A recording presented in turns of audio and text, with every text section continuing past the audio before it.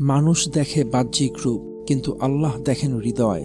রাসূলুল্লাহ সাল্লাল্লাহু আলাইহি সাল্লাম বলেছেন, আল্লাহ তোমাদের চেহারা, সুরত ও ধন সম্পদ দেখেন না, তিনি দেখেন তোমাদের অন্তর ও কাজ। সহিহ মুসলিম। তুমি দেখতে কেমন, তোমার কাছে কত টাকা আছে, তুমি কোন পরিবারে জন্মেছ, এগুলোর কোনো মূল্য আল্লাহর কাছে নেই।